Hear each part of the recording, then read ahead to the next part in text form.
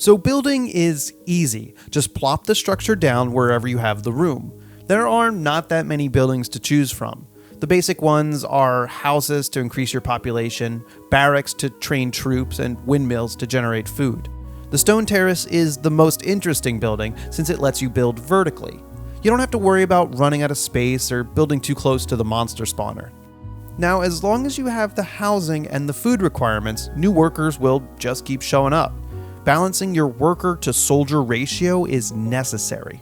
Because of this, Grim Knights definitely gives off a similar vibe to Kingdom. Correctly judging the amount of troops needed to hold off the nightly zombie attack without having too many is key.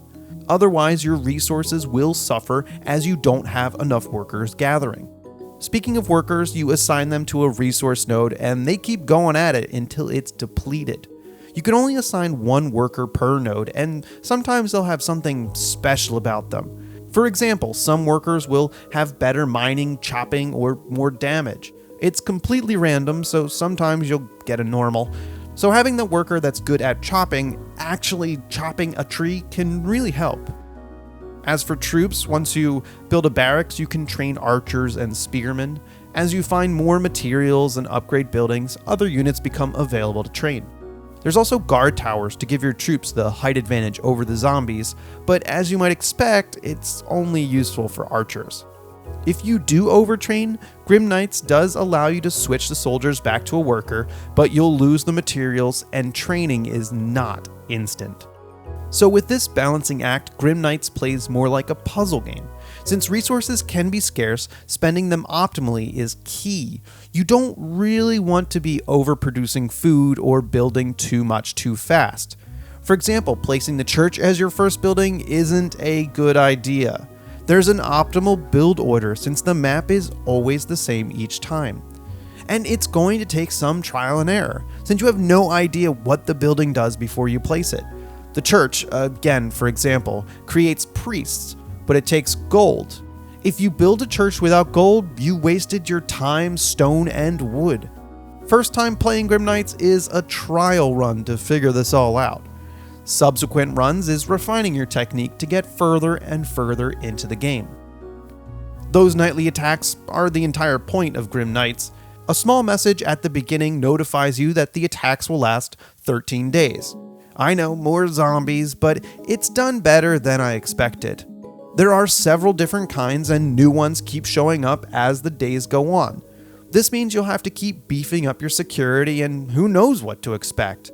For example, ghouls are quick but fairly weak. They'll make it to your camp first. Bloaters are fat and will explode when they die, hurting everything around them, so sending melee troops at them is a terrible idea. The zombies only attack at night and only from the right side of the level, so you only have to worry about security on the right side of your town. Now, what makes Grim Knights interesting is the underground mine. It's required to advance since it's where you'll find gold and iron. But it's a gamble to explore since opening new areas could have a few possibilities.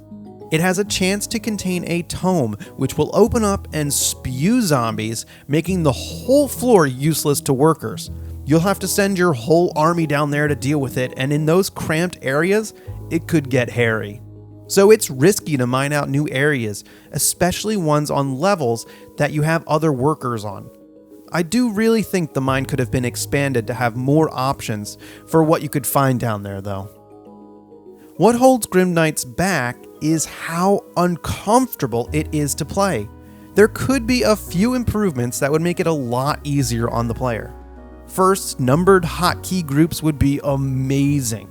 Setting my army to number 1 to quickly select them would be so useful, especially later in the game when I need to move only some of the army back and forth between the mine. Second, it's difficult to find the person you're looking for.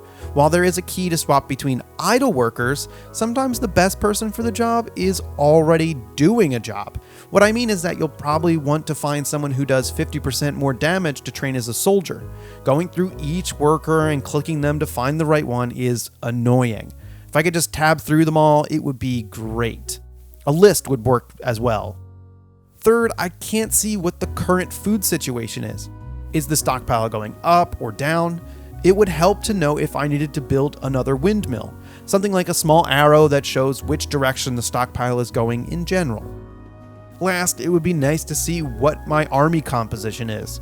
When the army bunches up, it's pretty hard to tell what their job is from their sprite. A hotkey to show what troops I had in the army would be fantastic. It would also make it easier to see what kind of troops I lost in the battle. Overall, Grim Knights is tricky, fun, and I like it. I really enjoyed the mining mechanic. The problems I have can all be fixed in future patches, and something I would really urge the developer to consider. Still, the main part of the game is solid and will be a challenge to solve. Expect hours of gameplay figuring it out. While I can't tell you if it's financially worth it, Grim Knights is at a price point that is fair. Let me know if you pick it up. Hey, thanks for watching. Check out this playlist next to my head of Steam hidden gems for something you might not have heard of that you'd find really interesting.